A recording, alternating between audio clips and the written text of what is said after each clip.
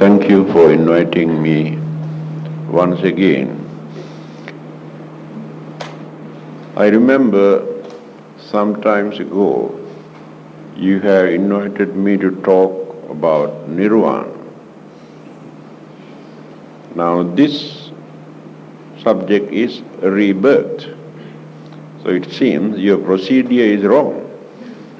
Because after Nirvana there is no more rebirth.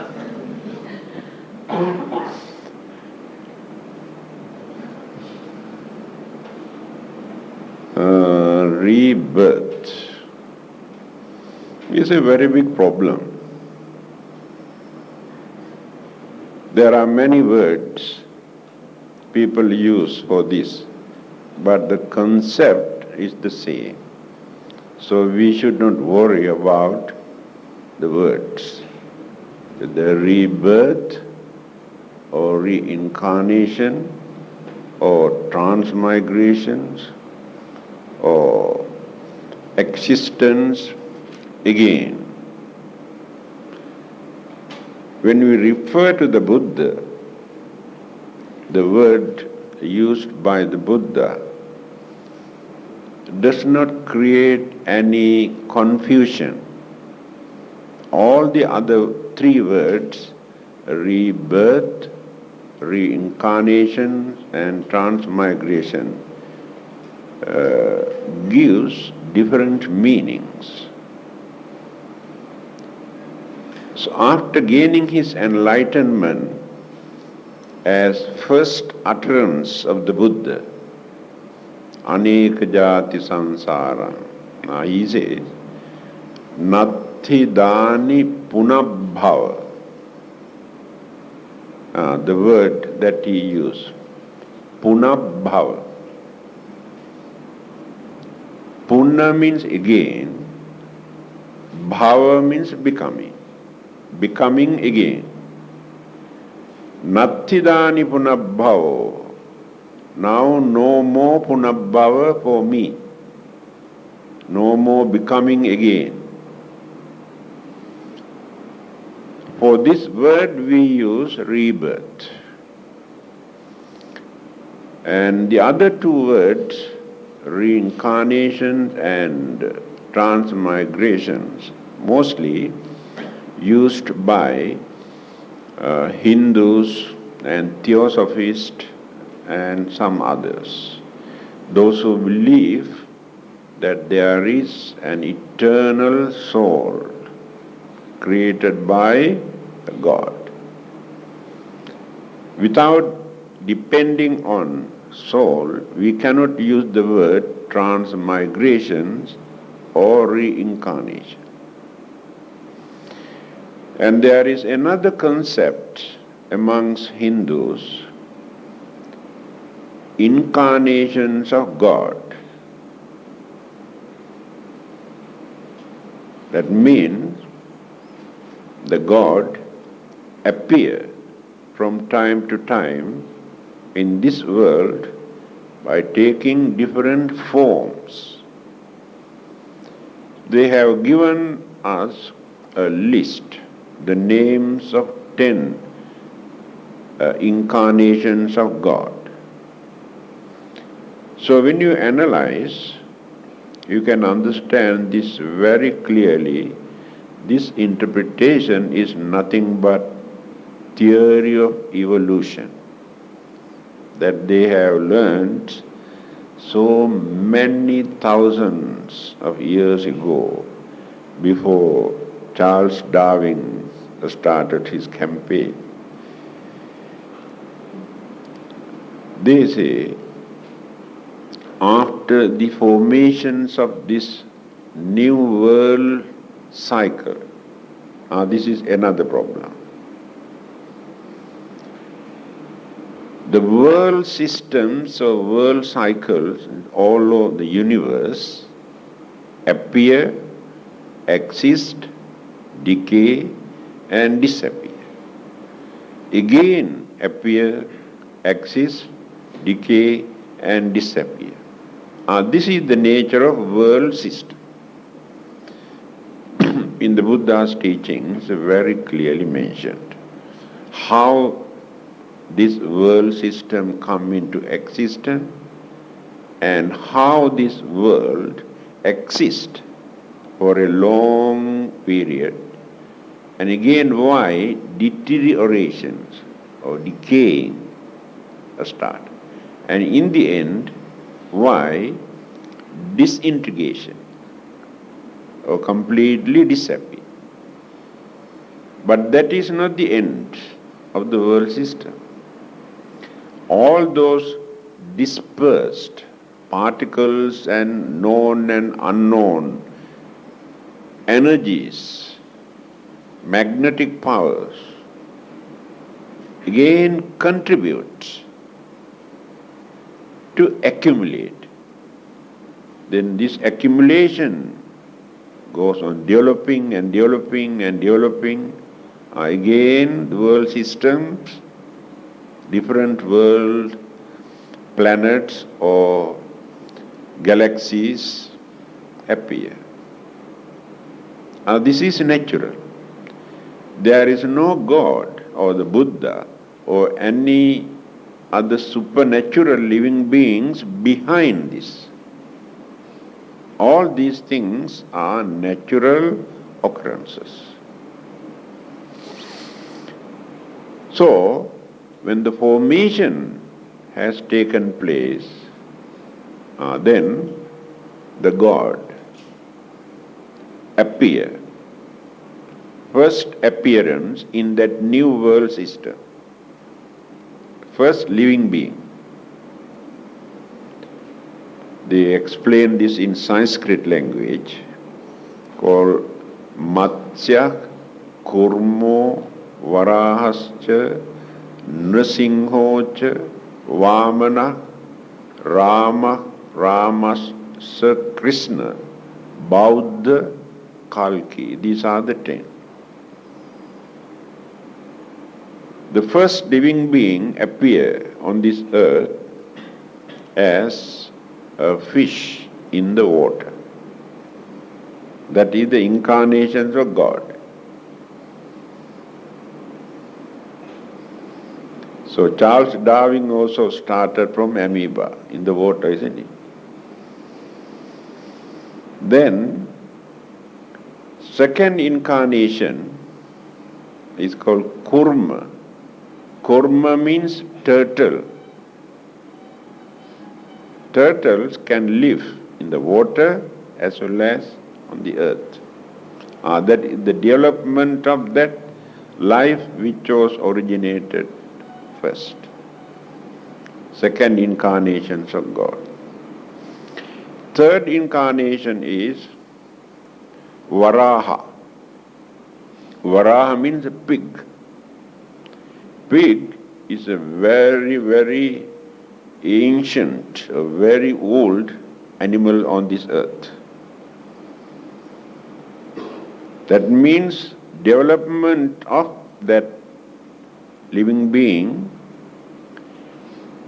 as four-legged animal who can move, run here and there. Third incarnations of God. Then the fourth one is Nrsimha. Singha means lions. Nar means human. Half human, half animal. Animal body, human mind. I mean the human head. Animal body and human head. People believe long, long ago there exist some sort of living beings on this earth. Human head and animal body. That is the fourth incarnations of God. This development. Then the fifth one is Vamana. Vamana means short, dwarf. Short human figure. But not fully developed. The structure or the muscles or the bones were not fully developed. Later,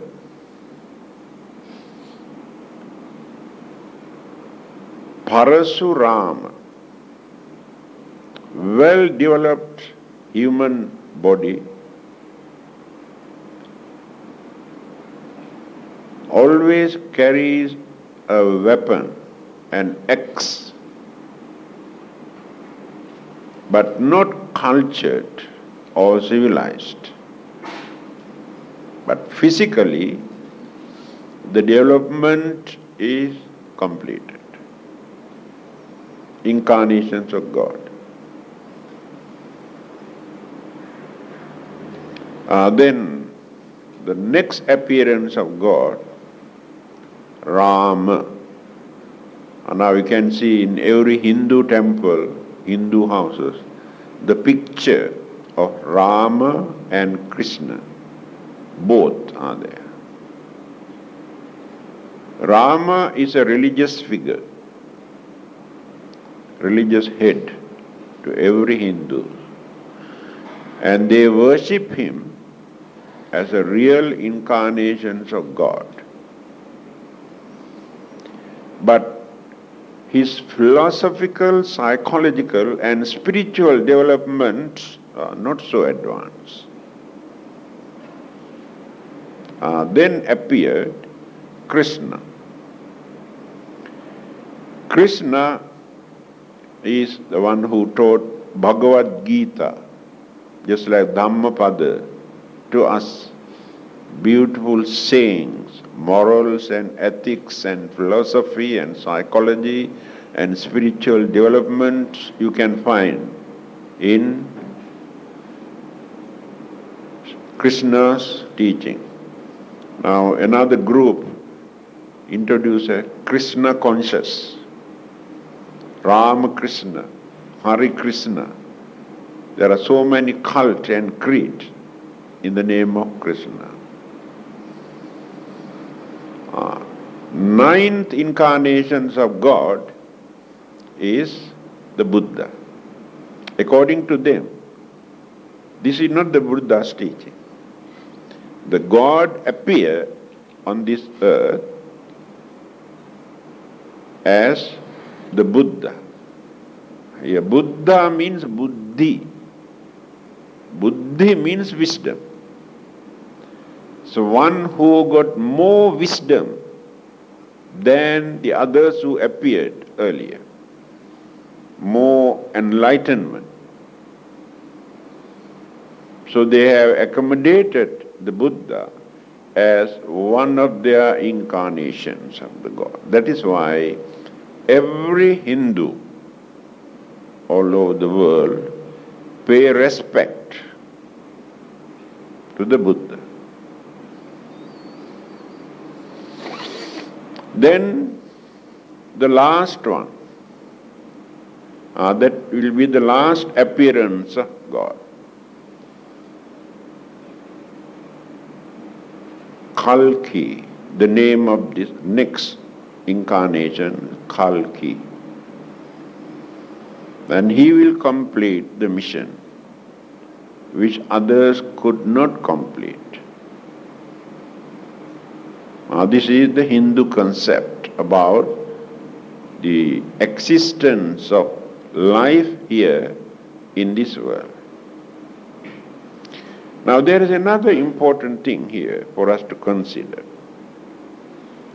Hinduism says there will be another prophet or religious teacher who will appear in time to come, before the end of this world system.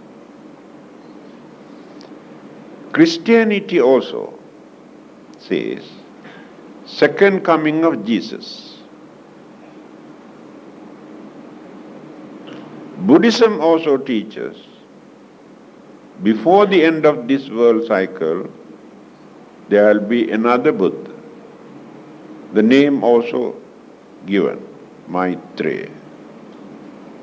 And he will be the last Buddha within this world cycle Altogether 5. And 6. Kakkusanda, Konagama, Kasyapa, Gautama. 4 Buddhas appeared from the very beginning of this world cycle, and 1 more to come. So many Buddhists aspire and hope and develop confidence that they will be able to gain their purity and sainthood to enlightenment during that period. Those who have missed the opportunity earlier. Only religion that teaches that there won't be another prophet in this world is Islam. Islam says no more. All those prophets who appeared earlier could not complete their mission. Therefore, God had to send the last one. Appeared already. If you miss this chance, no more salvation for you. That is their preaching. That is why they are very, very particular. But we have hopes, because we believe there will be another one. Not only another one, within this world cycle. And this is not the end of the whole world, whole universe. Remember, another misconception. When one world cycle completely disappears, some people believe the whole universe, the whole galaxies, everything disappear at the same time. No, there is no such thing. When you refer to the Buddha's teaching again, you can understand where he has mentioned about thousands of suns, thousands of moons. People did not believe, but today astronomers say yes. They can see there are many suns and many moons exist in the universe. And the galaxies and universe or universes, not only one universe, infinite. Therefore, the whole world system in the whole universe never disappear at once. When one section decay and disappear, so many other sections remain in the whole universe. And living beings also exist. All those who are here after the destruction or the end of this world system, all those living beings who exist in this world reappear. Existence takes place in some other world system where there are living beings in different form. This is the way how the Buddha has explained the existence of living beings in this universe. Now our main subject is rebirth. You might have heard, you might have read a lot. So what is your difficulty actually for you to understand this rebirth? Or have you got any doubt? Or do you believe? Have you got enough reasons to believe? Or have you got enough reasons not to believe? There are many who says, yes, we believe. Because their religion talk about rebirth. Therefore they say, yes, we believe. but they do not know anything about rebirth. And some others say they don't believe because their religions never talk anything about rebirth. Therefore, they also don't believe. And some others do not believe because they cannot understand.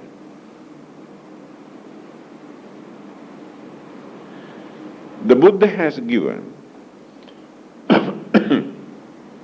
very practical advice in Kalama Sutra when he was talking to a young group, free thinkers.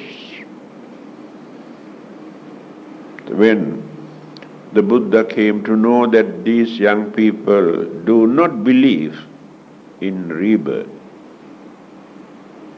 he did not try to influence them or to convince that there is rebirth and that it is true. He did not try. What he says, you should not worry about rebirth. You can forget about rebirth. You can continue your way of life without neglecting all your duties. If you know how to live as respectable, harmless human beings, that is enough for you. Without wasting your valuable human life, if you can make use of this human life for good purpose and also to do some service to others, not only for your own benefit, that is enough for you. Forget about rebirth. So my personal advice also, not to worry about rebirth. This can hinder or disturb your mind. If you have no guilty consciousness, guilty feeling in your mind, there is nothing for you to worry about rebirth. Because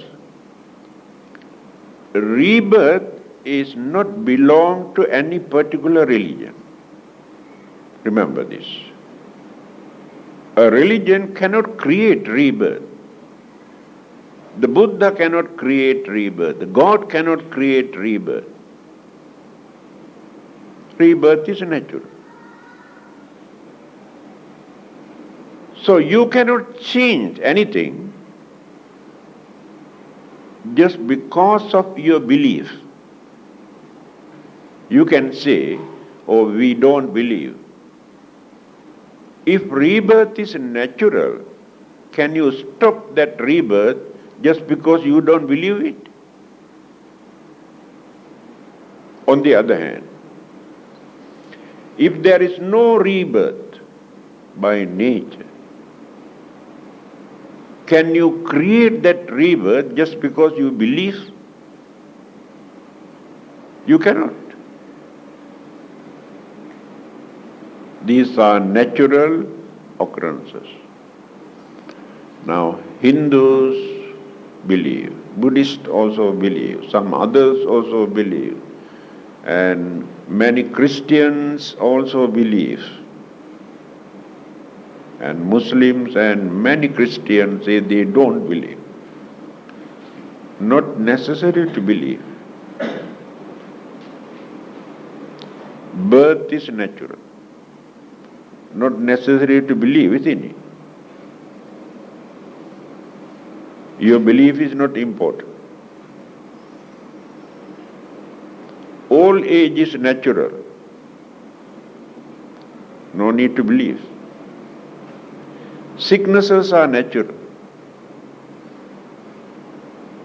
Death is natural.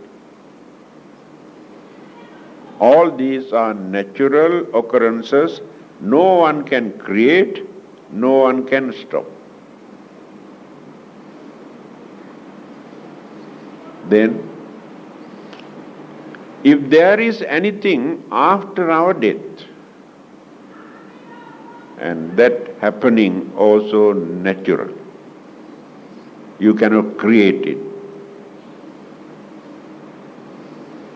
but you condition and you are responsible for that.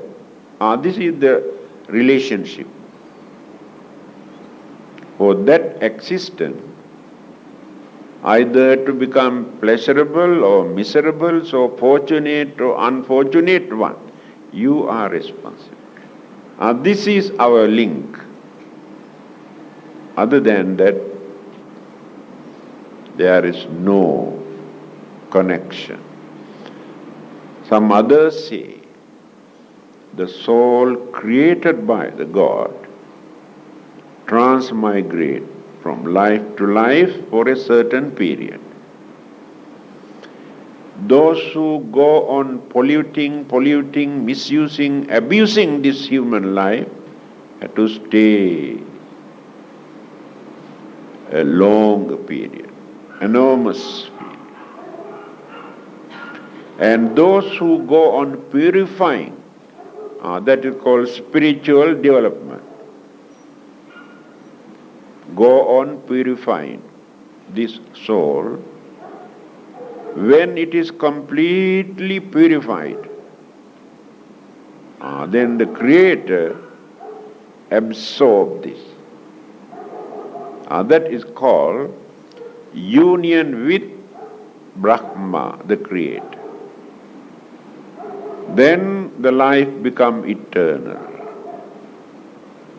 Hindu concept. Same thing, borrowed from Hindu philosophy, later introduced by giving little bit of different interpretations and few adjustments here and there, introduced as Christianity and Islam. The same concept. The soul is created by the God, and after that he either sent into eternal hell or take back to eternal heaven. But Hindus never talk anything about eternal hell or eternal heaven, like Buddhists.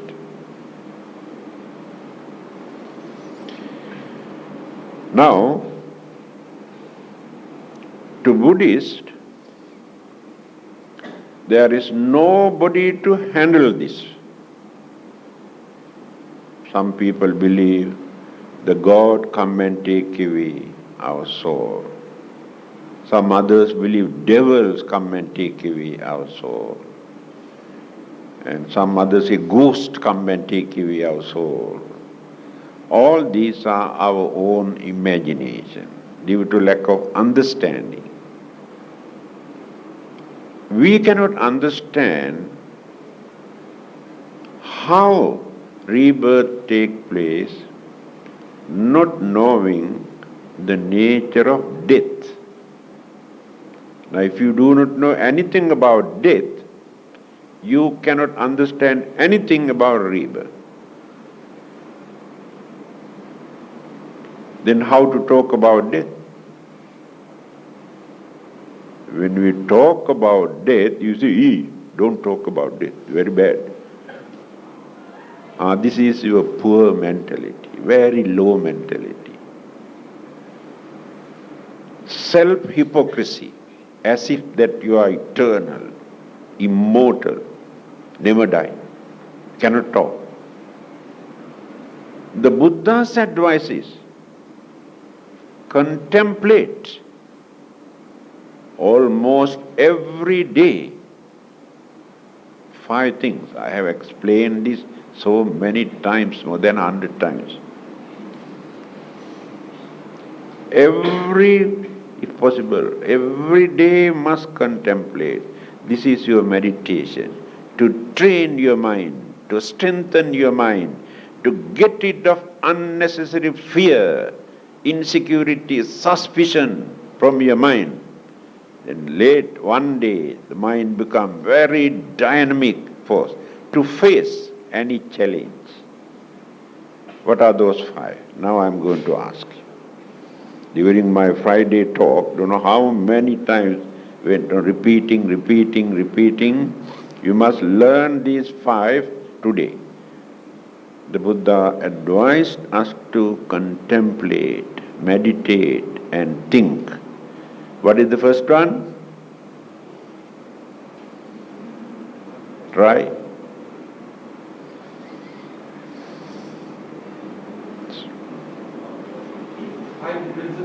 No. 5 hindrances are entirely different. Yes, reflection. First thing, jara.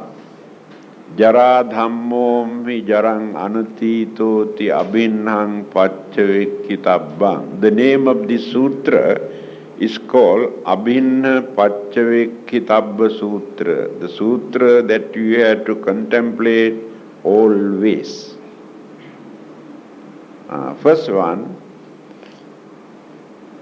I have not gone beyond. That means I am not free from decay, old age. You don't like it. But can you stop this?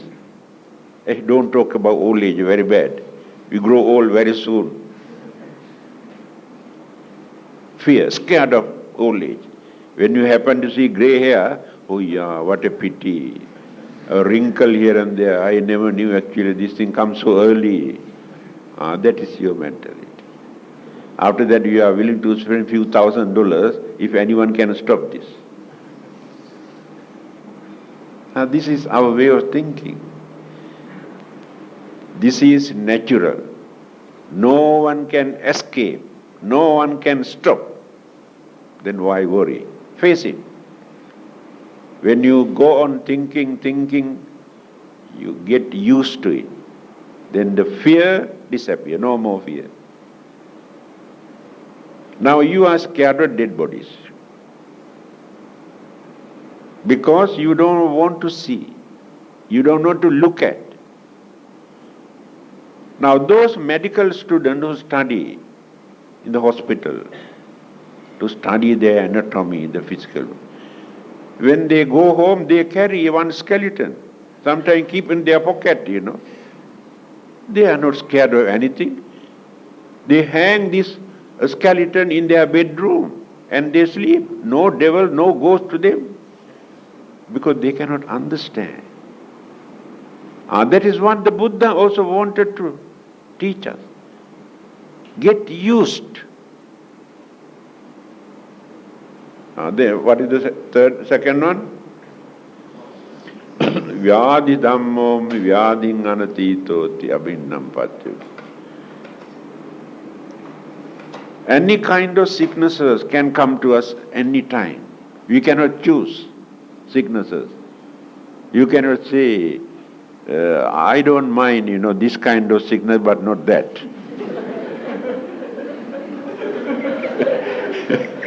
Can you choose sicknesses?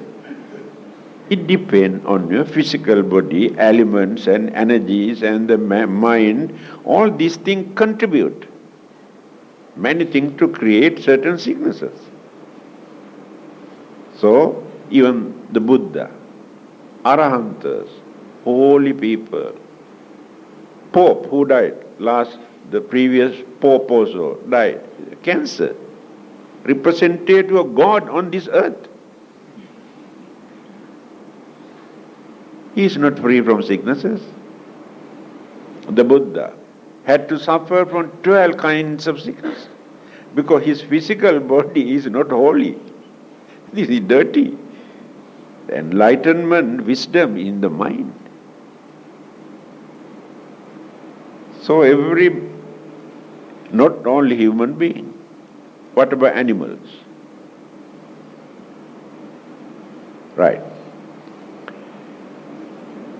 You might have heard that they say, we had to suffer from sicknesses, old age and death because of our original sin. Otherwise, we are eternal, immortal, no sickness, everlasting, wonderful life. So today we are suffering from all these things because of that apple. Original sin, contagious sickness. So when you are baptized, that sin disappears no more. Even then, old age, sicknesses, death take place. Right. What about animals? They also suffer from old age, sicknesses and death. What was the original sin they had? They don't eat apple. People believe all these things. And they don't baptize those animals. What about plant life? When you look at any plant, also you can see decaying, many kinds of sicknesses and death. So that plant life also suffer because of the original sin. That's why people do not know how to face facts. Talk all sorts of cock and bull stories as religion. That is why here the Buddha says, all these things are natural.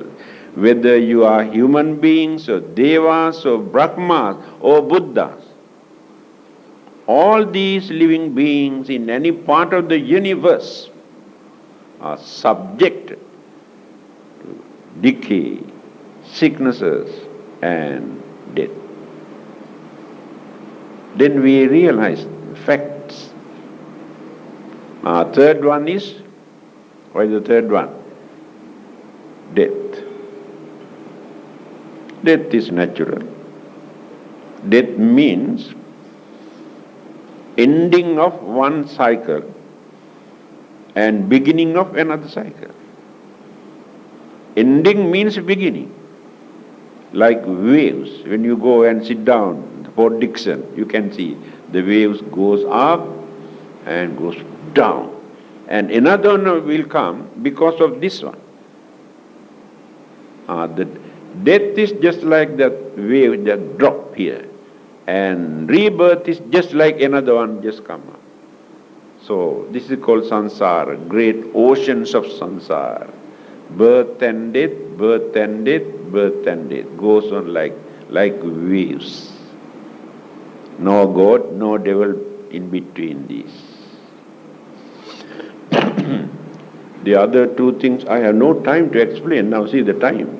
Still I did not explain how rebirth takes place, what it is, and so many things to explain. Because I wanted to start from the beginning. Easy for you to understand this. So I'm not going to explain the other two. No time. So, just now I told you your belief is not important. Whether rebirth is true or not, you can forget about that. But you can shape up, you can mold it properly if you know how to handle this life without misusing. Without misusing means developing selfishness, cunningness and so many evil forces in our mind. We misuse our words and our physical body. That is the way how we misuse, abuse. So if you know how to handle this gently, maintain gentleness, then we are marching toward the correct direction. When the end of this existence come near. Then another one will come into existence through the influence of this. That is what the Buddha says.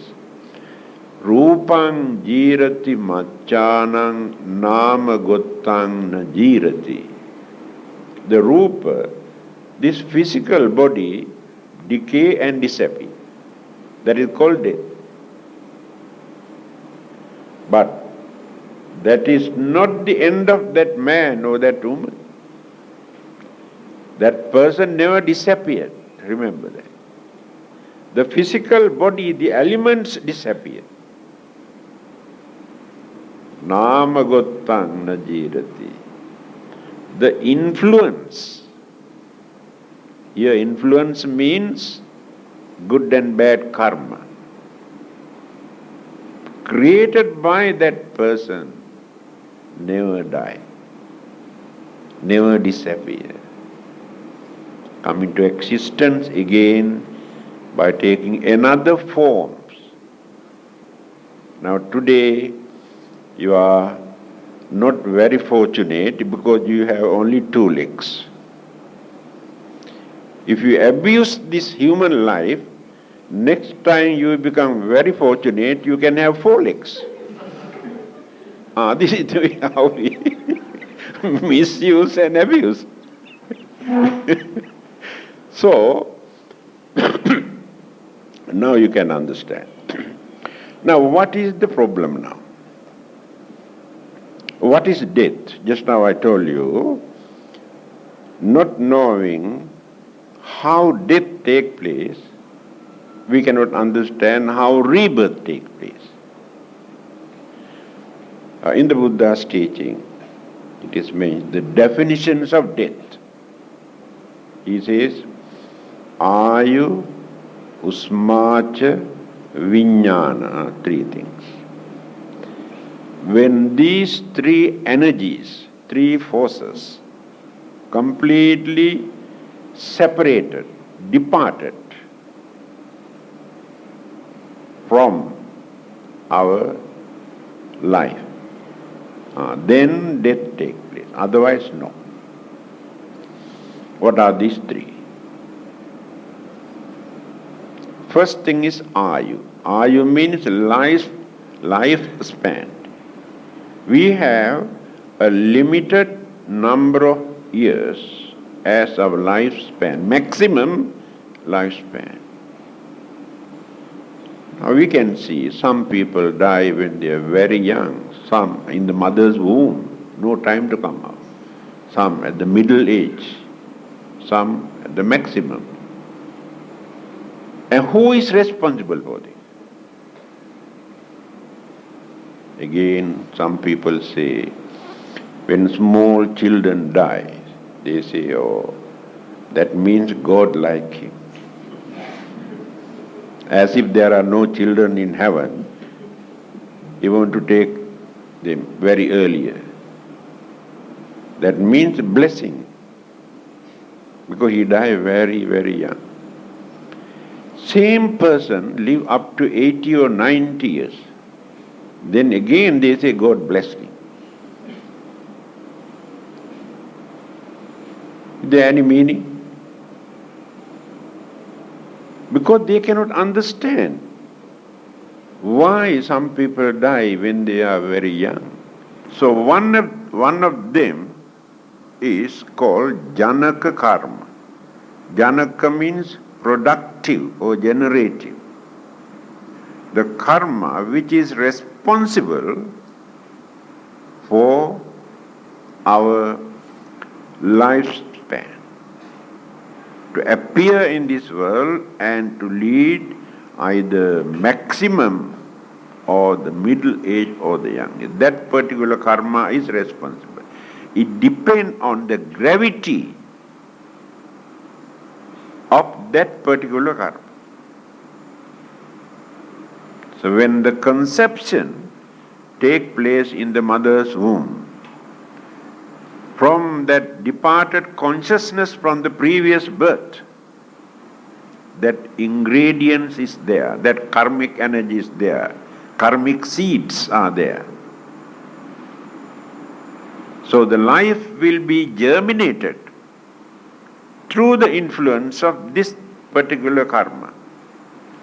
That karma is responsible only for that. So the lifespan means here, when that particular karma is extinguished, evaporated, no more. You may have all the other facilities for you to live, but it is impossible for you to exist because no more current. Example, you light an oil lamp. You got oil there. You got wicks burning very nicely. Suddenly, a wind blows. The flame disappears. But the oil and wicks both remain. So in the same way, although our physical body is very strong, and there are some other supportive karmas for us to lead a comfortable life. If that particular karma is weak, destructive karma can topple our life. When that one is extinguished, then the deterioration takes place. Second one, usma.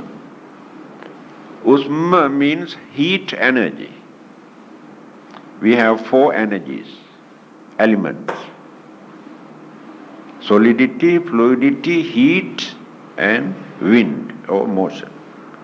So among those 4 elements, heat energy governs, control all the other elements. When the heat energy is departed, separated from this body, although other elements are active and energetic, that physical body cannot exist. Heat energy.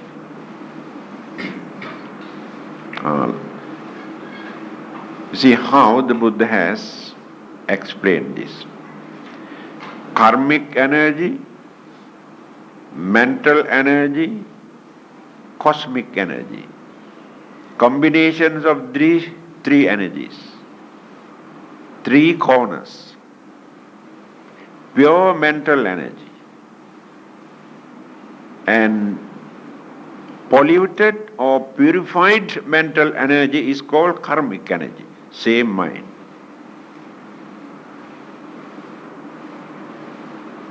Heat energy is a cosmic energy. This combination. Now the heat energy also going to separate. Now remains only consciousness. What is consciousness? To understand this, you have to study Abhidharma. The Buddha Dharma or the Buddha's teaching is a very rich philosophy, psychology. Not depend on belief or faith or imagination. Now we have 4 mental faculties. These 4 also I have explained again and again and again. Then we have 5 senses. These 5 senses grasp different objects from outside. Then the mental object, again we create without these 5 senses. Now all these forces influence our mind, then become very dynamic mental force. That is called consciousness. Very rich. All our good karmas, bad karmas, and all the other forces. Then there are 5 more energies that we have accumulated throughout our life, from our birth up to the last moment. Avidya, Trishna, Karma, Upadana, Bhava. These 5 things. First thing is our ignorance. We have 95% ignorance in our mind. Most of our beliefs depend on imaginations, lack of understanding. We create our own imagination. Ignorance. This ignorance nurtures, support all the other evil forces in the mind. That ignorance doesn't allow for us to culture, develop our mind, to eradicate evil forces from the mind. Let us take few examples, then you can understand. You are proud, but you do not know it is ignorance. You say, I am proud. For that you give so many reasons. My race, my nationality, my religion, my color, my education, my complexions, my youth. I am proud.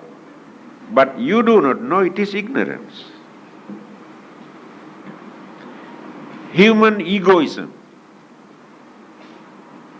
You try to topple the truth, hide your weaknesses,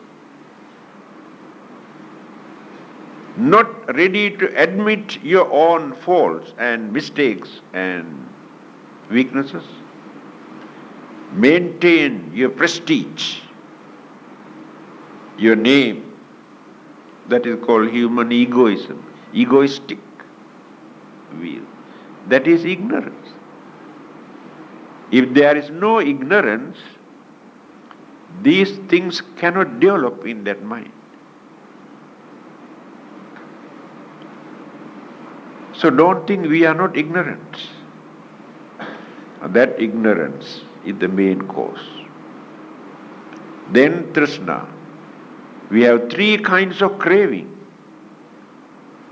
We want to live. We want to exist. We want to be reborn. We want to go to heaven and enjoy. Craving for existence. Not knowing all these existence create miseries. They are impermanent. They are uncertain. But we have no knowledge to understand. We crave for this. Craving for pleasure. We want to enjoy. To enjoy, we violate peace and happiness of others. We disturb others. By force we enjoy. By robbing and swindling and bluffing we enjoy. Craving for pleasure. Then craving for non-existent. When you got fed up with your life, you decide to commit suicide. I don't want to live anymore. I want to see the end of my suffering. Do you think you can see the end of your suffering by committing suicide? You are so ignorant, you cannot understand. You are going to invite more trouble, more headache, more pain in the next existence. Because you have departed from this world with polluted, frustrated mind. It is ignorant, but some kind of craving. If not, you strongly believe this is the only life. There is nothing hereafter, all rubbish. These religious people talk rubbish. That is also a kind of craving. Without giving reasons, you become very stubborn, maintain skeptical ideas. Nothing hereafter.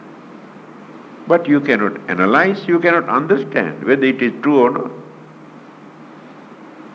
not. These are the forces which work. When you study here, our good friends is good for psychology, and he knows how to explain this. Modern psychology also explains these three things, but the Buddha has given very clear interpretation. Libido, craving, but they have taken only that word, very limited meaning. Then, will to live, craving for existence, that is psychological interpretation. Will to live. And suicide instinct. How many times a day you think or you say, I want to die. I got fed up with that, better to die.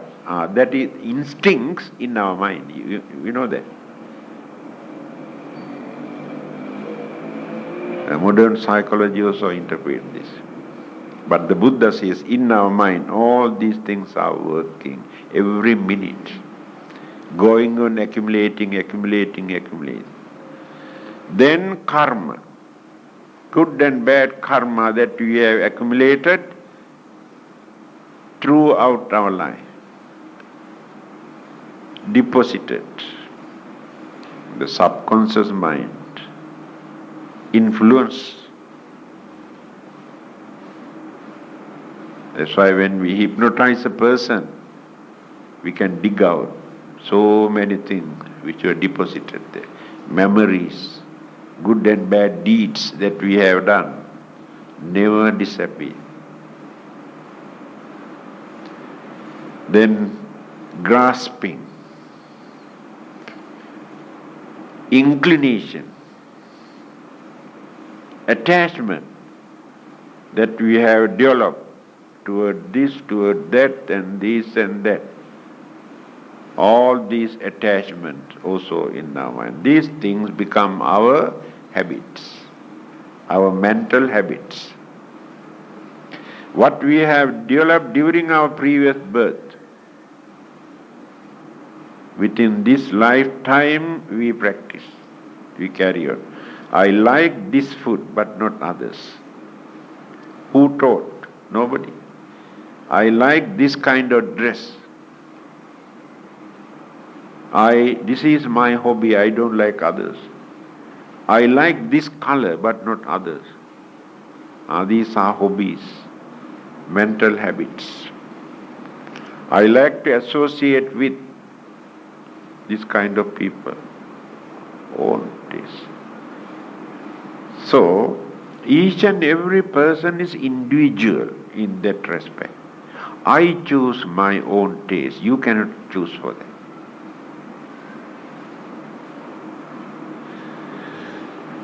Then becoming. Karma formation, all these things get together, condition and produce. In that consciousness, departed consciousness, all these ingredients are there. Then the Buddha says, Viññānaṁ mātugucchismiṁ okkamati, that departed consciousness enter into a mother's womb. That is consciousness. In that consciousness, how many ingredients just now I mentioned. But all the others talk about soul, that's all. They know only that much. But here how many things the Buddha has analyzed.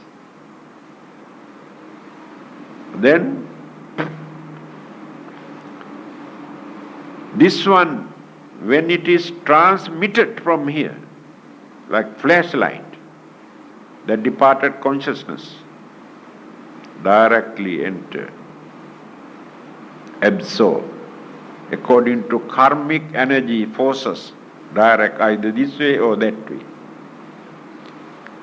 Then this will become the nucleus of the next life.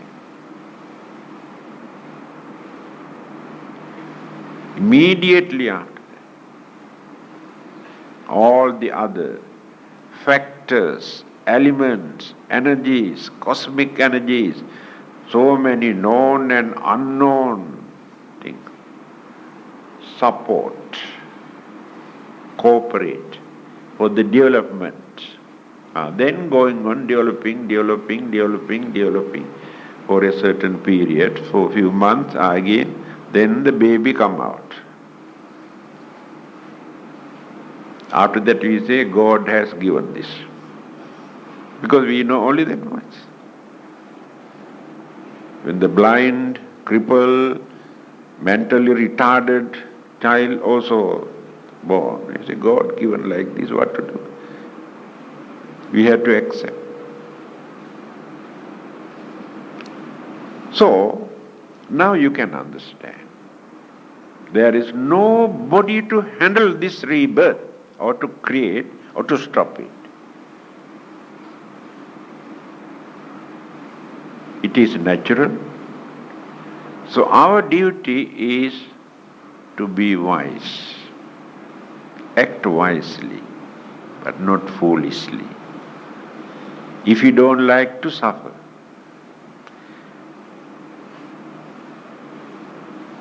by neglecting all these things, when existence takes place in a miserable place, then we go on spending millions of dollars to get rid of this. If not, we go on worshipping, praying, offerings and consulting mediums and bomos and this and that to get rid of all these problems.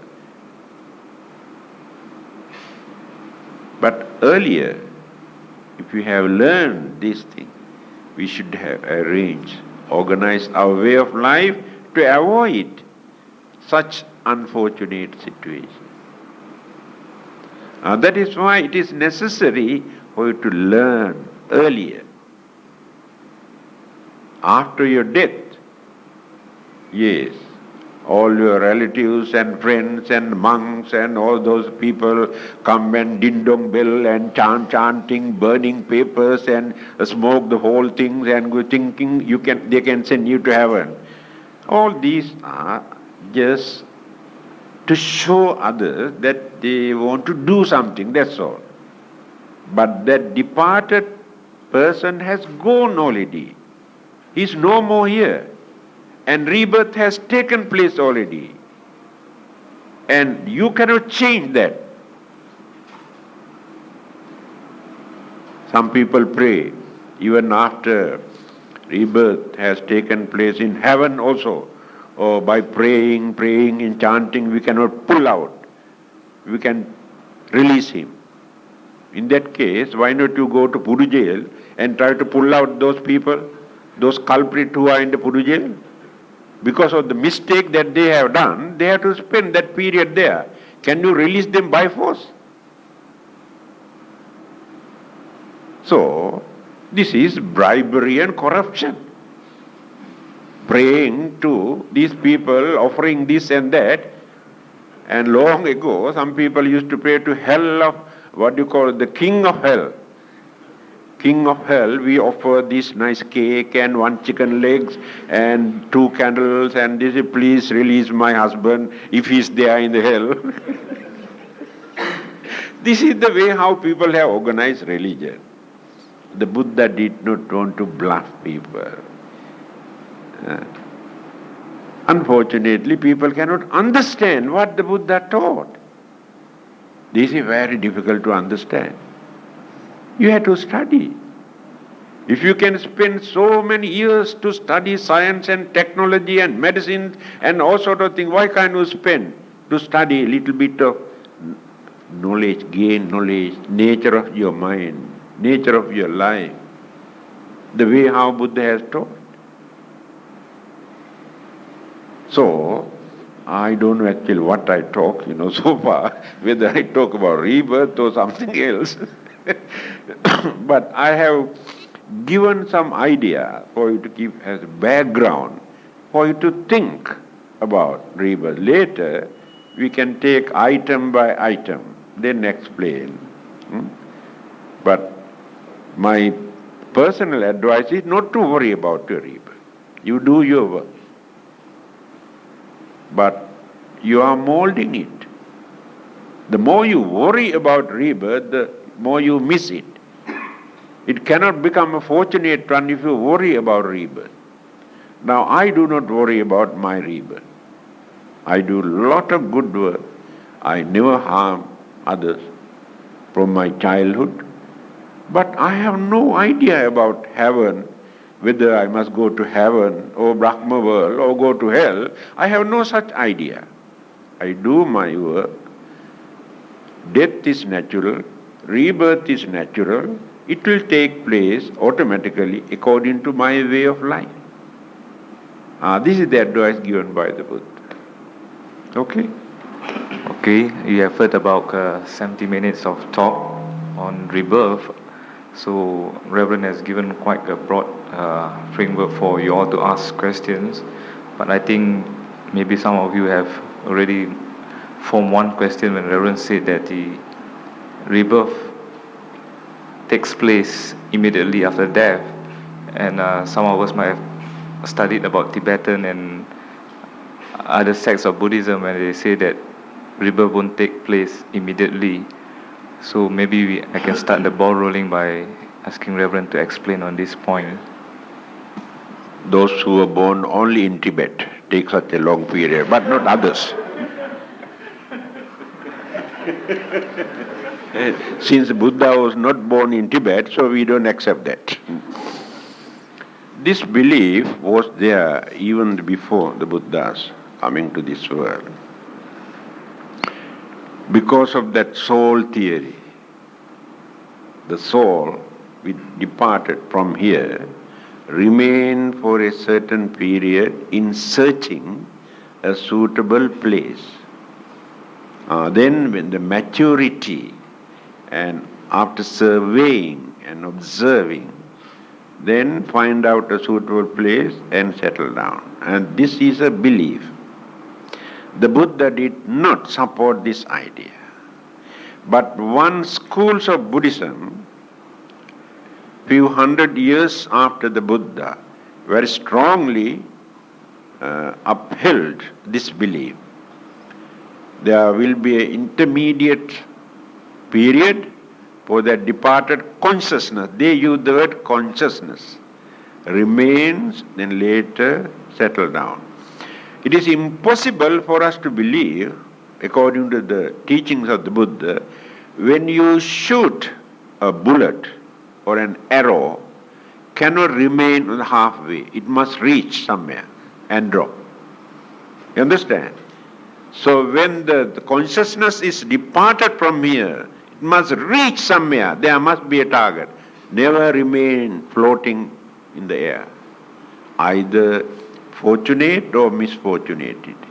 And how did they develop this misconception?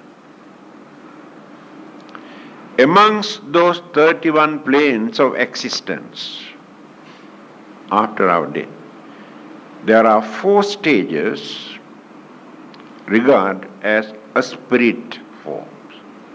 Invisible, a spirit form. And among those 4 spirits, there is one particular spirit form remains there. Rebirth has taken place already. It is not an intermediate state. Remains there. Then who are those people? This is also very important. Those who have not accumulated enough good merits to be born as either human beings or devas or brahmas or any other kind of fortunate living being. And those who have not committed very bad karma to be born in the hell or animal kingdom or ghost world or any other suffering state. You understand? So now, their life is very uncertain. Their existence is very uncertain. The Buddha has given a name also for this particular spirit form. But they are very unhappy. So the transference of merits can be benefited only to this particular group. But we cannot change others. Those who are born as animals, we can transfer any amount of merit. They cannot absorb anything. Those who are born in hell, impossible to release until they complete their duration, their period. And those who are born as human beings also, not necessary. Devas and Brahmas also not necessary. And other unfortunate ghosts and spirits also cannot absorb because they had done very heavy bad karma. Only this particular group. Since we do not know where they are, our departed ones, we transfer the marriage. If they need, then they will be benefited. If not, we have never wasted anything. We will be benefited. We have done some good deeds. So, this intermediate state that they have interpreted by considering that particular spirit form. But it is not intermediate state. The life is already there. Rebirth has taken place. But after transferring the merits, we can promote, we can give confidence for them to have another rebirth. This is the way how Buddha has explained. So when you study Abhidhamma, the definitions of the Chutti Chitta, departed consciousness at the dying moment, then Patisandhi Vijnana, the consciousness that absorbs into the mother's womb. This is the beginning, that is the end. There's a link. We cannot break this halfway. When it is departed, it must be reached, either in the mother's womb, or a dustbin, or a test tube, somewhere.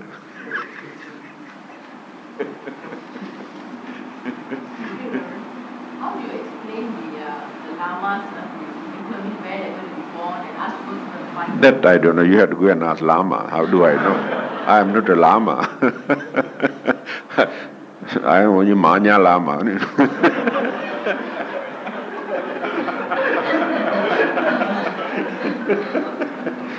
This is also a belief, but just now I told you, habits.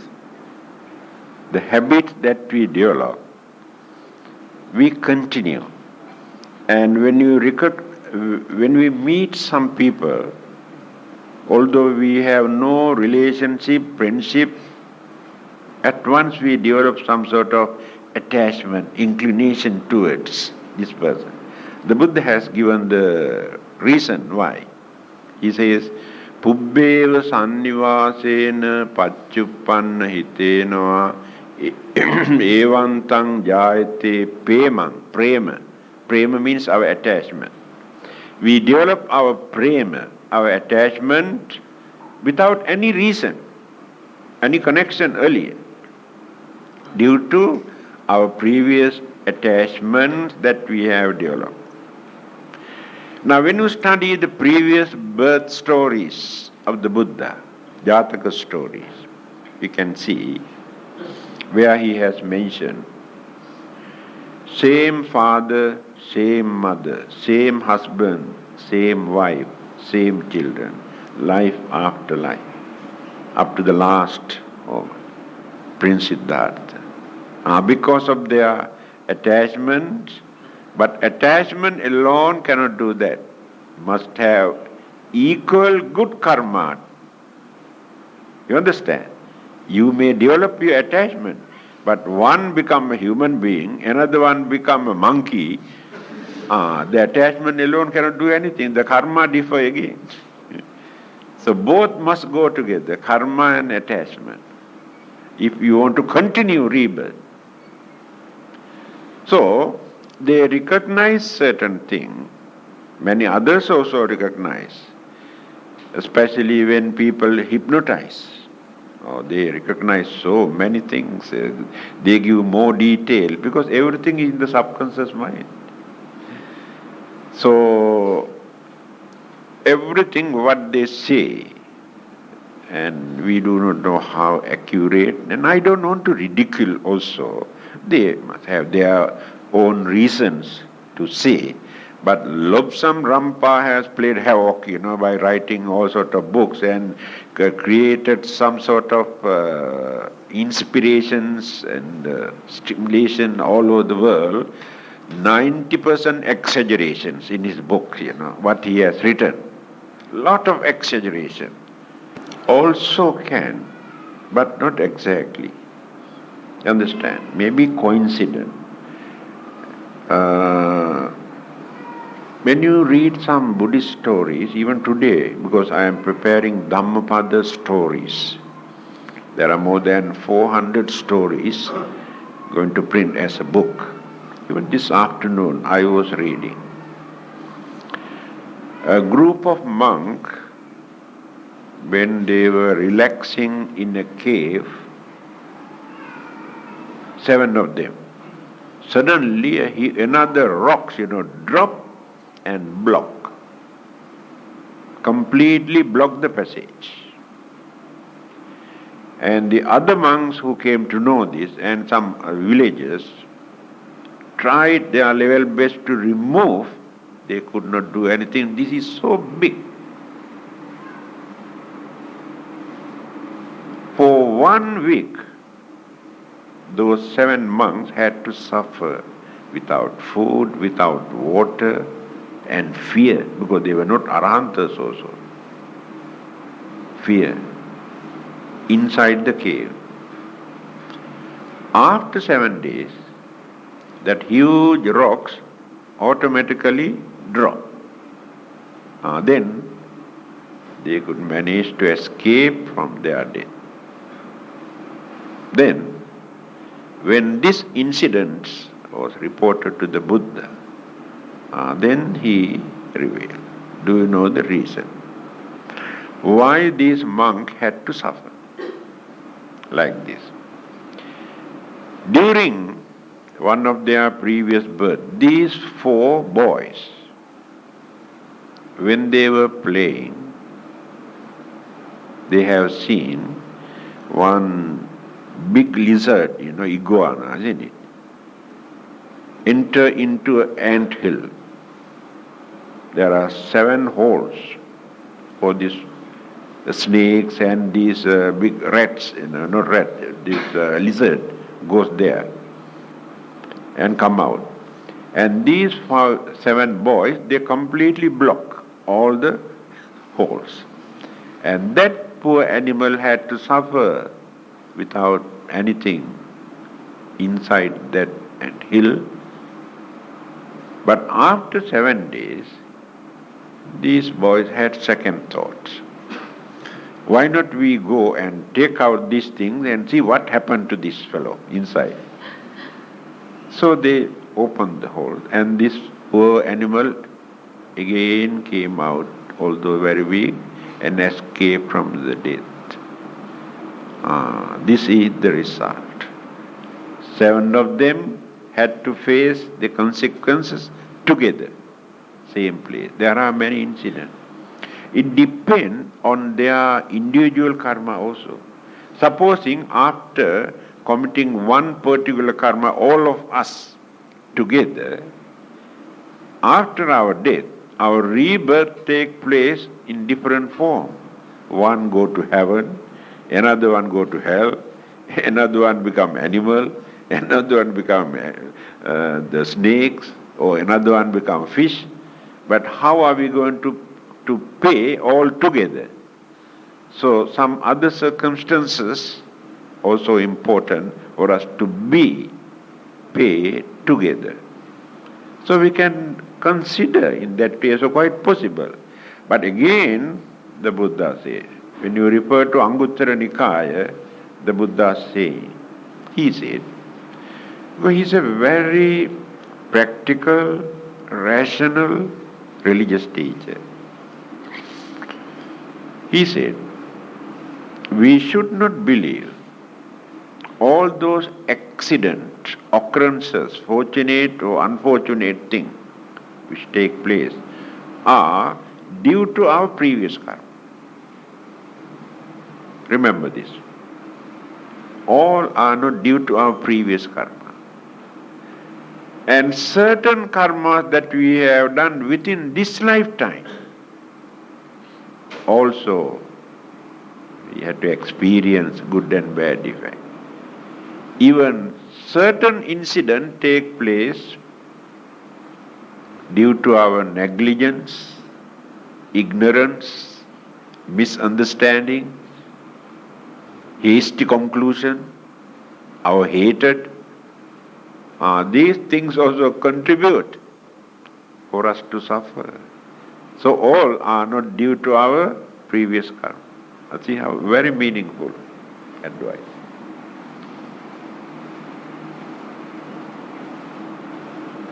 Yes, coming to 10 o'clock. 5 minutes more. Last night also I came out about 10 o'clock from another place. There is a sentence in the book that Buddha is teaching, which states that some people say that the Abhidhamma could not have been the teaching of Buddha. Yes. It could have been the work of some genius after Yeah. the death of Buddha. Very good. You can remember only that much. But you cannot remember what I have written in What Buddhists Believe, about 5 pages. You better go home and read. And next day I'll give the answer. I have discussed all these things in detail. Some people say like this, and what Buddhist scholars say, and what is the truth, and everything I have explained in What Buddhists Believe. Because the reason why they wanted to say like this, in the first and the second council after the Buddha's passing away, 3 months after and 100 years after, they had 2 Buddhist council to repeat the Buddha's teaching, 45 years teaching. And there, they have not mentioned the name of Abhidhamma. They mention only Sutra and Vinaya, if not Dharma and Vinaya. Therefore, they say this word Abhidhamma was not there at that time. Later, 200 years after that, during Emperor Asoka's time, they had the 3rd conference. In the 3rd conference, they discuss Abhidhamma and mention Dhammasangana Vibhangancha Kathavatsucha Puggala Dhatu Yamaka Patthana. Books. These are the Abhidhamma separated. Only from that day onward they used the word Abhidhamma. What the scholars say, at the beginning they used only Dharma. But later they divided psychological aspect as Abhidhamma, doctrinal, moral, ethical aspect as Sutra. So what is Abhidhamma? Analytical interpretation of mental faculties and analytical interpretations of existing elements. This is called Abhidhamma, highest aspect of the Buddha's teaching. But the same interpretation you can find here and there in various other discourses also in Sutra Pitaka. So there is no ground for us to say Abhidhamma is not the Buddha's teaching. So now you can get more ideas when you read the book. Okay?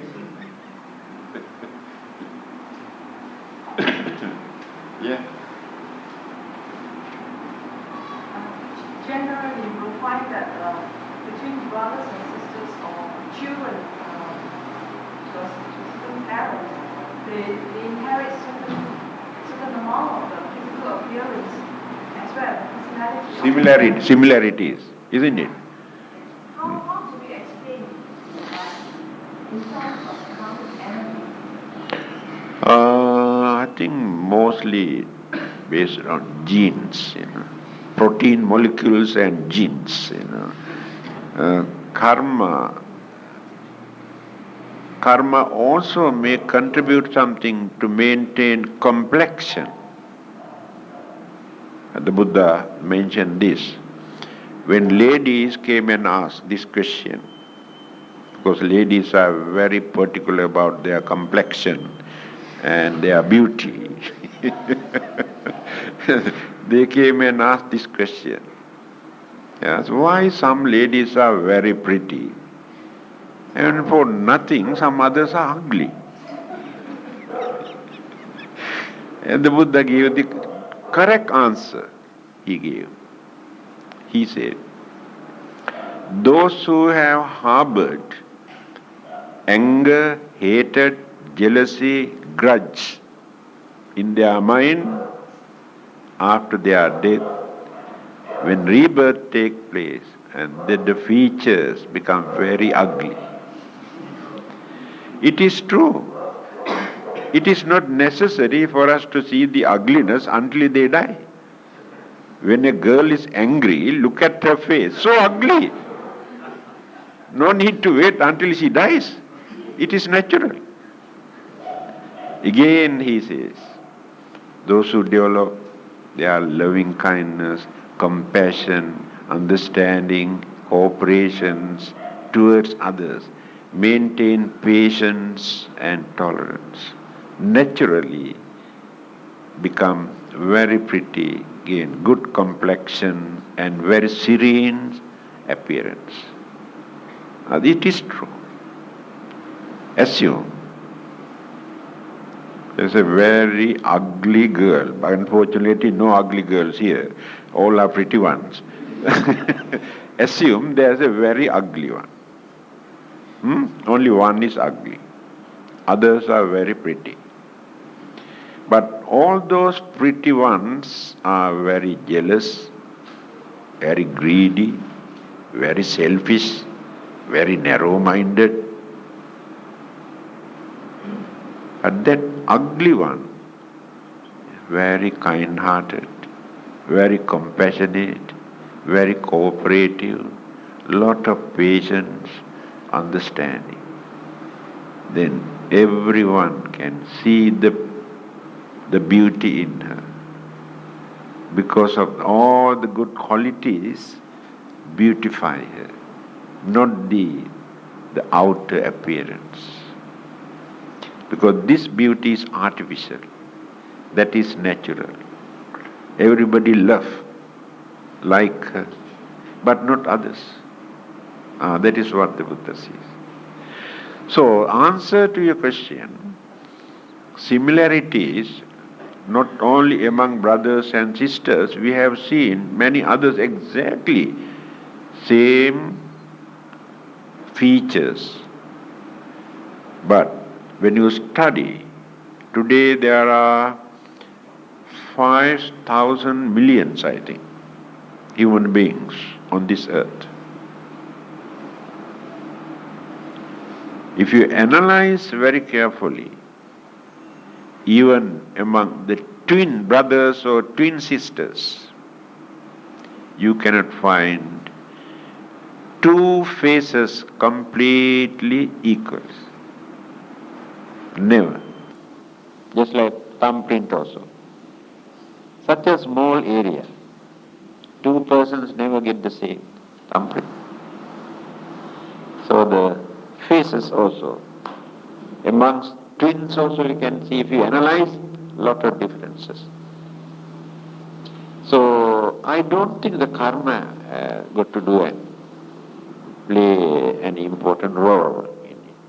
Mostly depend on external genes and environments and many other things to contribute.